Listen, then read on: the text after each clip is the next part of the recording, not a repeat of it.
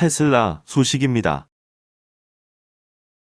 완전 자율주행, AI와 로봇과 결합하나? 일론 머스크는 CNBC와 가진 단독 인터뷰에서 완전 자율주행과 관련된 인공지능에 대한 자세한 내용을 공유했다고 카나리 미디어가 3일 전했다.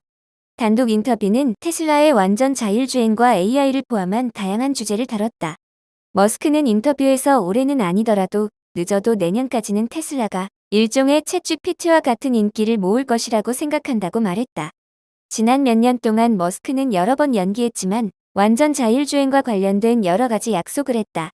머스크는 결국 완전 자율주행이 가능해질 것이라고 확신한다고 말했다. 머스크는 주총에서 완전 자율주행 베타 버전의 최근 진행 상황에 대해서 언급했다. 머스크는 테슬라가 범용 인공지능에서 이룬 발전이 테슬라 로봇의 등장과 함께 완전 자율주행에 큰 영향을 미칠 것으로 보고 있다. 인공지능은 특정 임무만 해결하는 데 비해 범용 인공지능은 인간처럼 지적인 임무를 배우거나 이해해서 해결할 수 있다.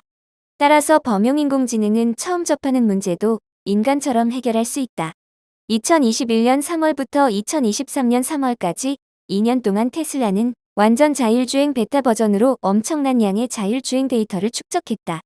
테슬라에 의하면 완전 자율주행 베타 버전이 처음 출시된 이후 약 3억 2186만 킬로미터를 주행했다. 이는 지구 둘레를 8046바퀴 돌 수 있는 거리다.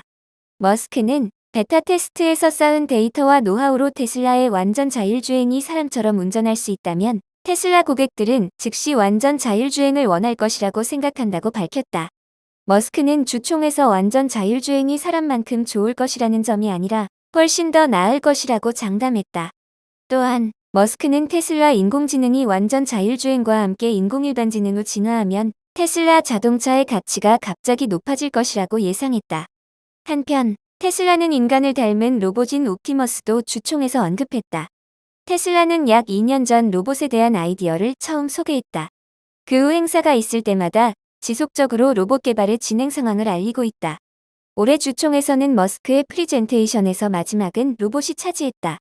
머스크는 테슬라 로봇 옵티머스 개발 진행 상황을 담은 비디오를 공개했다. 테슬라는 5대의 프로토타입 로봇을 제작했는데 주총에서 선보인 옵티머스 로봇은 최초의 시제품인 범블씨와 1세대 로봇의 중간 버전이다.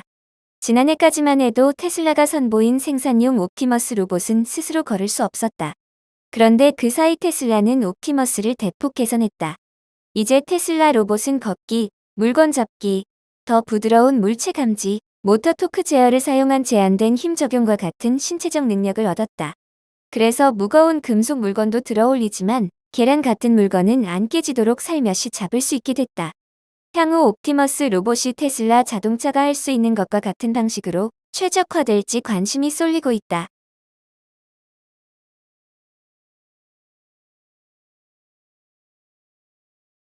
애플 소식입니다. 트랜스포머 기능 선보였다. 구글, 마이크로소프트 등이 올해 개발자 행사에서 인공지능을 온몸을 다해 부르짖은 것과 달리 애플은 조용했다. 기조연설과 발표 세션에서 AI 언급을 피했다. 단, 스치듯 iOS 17의 머신러닝 기능을 소개하며 최신 AI 기술 트렌드인 트랜스포머를 언급해 유행에 발을 걸쳤다. 6일 아스테크니카는 애플이 5일 미국 쿠퍼티노에서 개최한 세계 개발자 대회 2023 컨퍼런스 개막연설에서 AI 용어를 한 번도 언급하지 않았지만 생성 AI 기반 기술인 트랜스포머를 언급했다고 보도했다.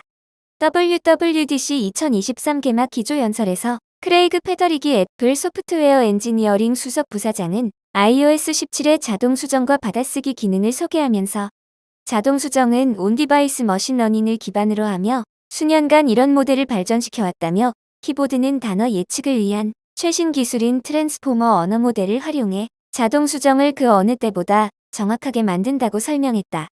트랜스포머는 2017년 구글에서 처음 공개한 신경망 아키텍처다.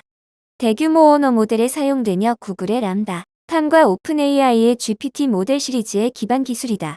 단어나 요소의 우선순위를 지정하고 입력을 병렬 처리의 번역, 요약, 답변 등 자연어 생성에서 이전의 딥러닝 모델보다 한 차원 더 높은 효율성과 성능을 낸다. 구글이나 오픈AI의 LLM은 대규모 GPU 컴퓨팅 인프라를 필요로 하기 때문에 디바이스에서 실행되기 어렵고 클라우드에서 실행된다. 최근 LLM의 규모를 줄여 개인용 컴퓨터나 모바일 기기에서 실행하기 위한 시도가 활발히 벌어지고 있다. 애플은 그동안 개인정보 보호 등 보안을 이유로 머신러닝 연산을 사용자 기기 레벨로 제한한다고 강조해왔다. iOS 17의 자동 수정은 스페이스바를 누를 때 단어나 전체 문장을 교정할 수 있다. 애플은 애플 실리콘의 뉴럴 엔진이란 머신러닝 전용 엔진을 탑재해왔는데 뉴럴 엔진을 트랜스포머 기반 모델로 업그레이드했다고 설명했다.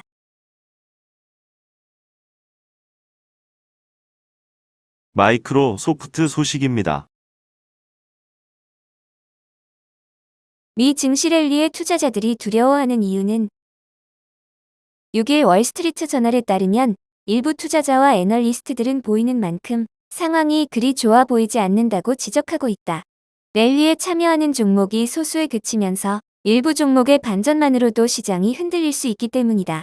프린서펄 에셋 매니지먼트의 시마샤 글로벌 전략가는 S&P 500 지수 레벨을 보면 시장이 정말로 잘 나가고 있고 거래 활동이 강하고 이익 성장이 완전히 회복 모드에 있다고 잘못 생각할 수 있다라며, 하지만 이는 표면 아래에서 일어나고 있는 것을 상당히 잘못 반영한 것이라고 지적했다. 지난 몇 년간 기술주들의 지수 장악력이 강화되었으며 최근 들어서는 더욱 높아졌다. S&P 500 지수에 상장된 상위 8개 종목인 애플과 알파벳, 아마존, 메타, 마이크로소프트, 넷플릭스, 테슬라, 엔비디아의 시가총액 비중은 전체의 30%에 달한다. 이는 연초의 22%에서 더 높아진 것이다. 소수 종목에 대한 의존도가 높아졌음을 보여주는 한 가지 지표로는 동일 가중지수와 시가총액 가중지수와의 차이이다. 동일 가중지수는 시가총액과 상관없이 각 종목을 동일한 비중으로 두고 지수를 산출한 것이라, 지금의 S&P 500 지수를 산출하는 시가총액 가중지수와 달리 대형 종목의 지수 영향력이 작다. 다우존스 마켓 데이터에 따르면 시가총액 가중 방식의 S&P 500 지수는 올해 들어 11% 올랐으나 동일 가중지수로 산출하면 1.1% 오르는 데 그쳤다. 둘 간의 차이는 10%포인트가량으로 데이터를 집계한 1990년 이후 최대를 기록했다. 또한 S&P 500 지수에서 200일 이동 평균선을 웃도는 수준에서 마감하는 종목의 비율이 지난주 최저 38%까지 하락했다는 점이다. 시장은 일반적으로 더 많은 주식이 동반 상승할 때 더 건강한 것으로 간주되며 모두가 랠리에 동참할 때 랠리의 지속 가능성이 커진다. 반대로 상승 종목이 적을 때는 시장 침체의 전조로 해석된다. LPL 파이낸셜의 분석에 따르면 200일 동안 평균선 이상으로 거래되는 주식이 48% 미만일 때 S&P 500 지수의 1개월, 3개월, 6개월, 12개월 수익률은 모두 마이너스인 경향을 보였다. 투자자들은 최근 들어 경기에 민감한 주식들을 내던지고 인공지능 등 테마를 중심으로 한 기술주로 몰려들고 있다. 전문가들은 기술 부문이 갑자기 주춤해지거나 인기가 사그라지면 소수의 스타 주식이 시장을 빠르게 급락시킬 수 있다고 우려하고 있다. 이는 2020년 9월을 상기시킨다. 당시 기술주가 갑작스럽게 반전하면서 S&P 500 지수가 3주 만에 거의 10%가량 하락한 바 있다. 스테이트 스트리트 글로벌 어드바이저스의 알타프 가삼 투자 전략 헤드는 소수 종목이 이끄는 랠리라고 해서 반드시 랠리가 끝날 것이라는 의미는 아니라고 말했다. 그는 다만 소수 종목으로 주도된 랠리에서 우려되는 것은 돌아설 때 매우 격렬하게 돌아선다는 것이다 라고 말했다.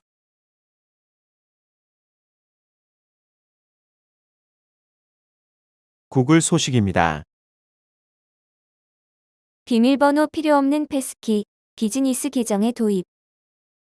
구글은 비밀번호 없이 로그인하는 기능을 워크스페이스, 비즈니스용 계정에도 확장했다고 IT 매체 아스텍트니카가 6일 전했다. 패스키는 비밀번호를 입력하지 않고 로그인할 수 있는 기능이다. 패스키를 사용하려면 웹 인증을 사용해 공개 개인 키 쌍을 교환하기 때문에 스마트폰 같은 휴대용 기기가 필요하다. 그러나 구글의 패스키는 아직은 패스키를 지원하는 운영체제 공급업체를 통해서만 사용할 수 있다. 예를 들어 안드로이드 폰과 윈도우 컴퓨터를 사용하는 경우 QR코드 기반 전송 시스템을 통해 패스키를 사용할 수 있다. 구글은 워크스페이스에서 패스키 적용을 점진적으로 진행하고 있으며 비즈니스용 사용자를 위한 패스키 기능은 약 2주 후에 제공될 것이라고 밝혔다.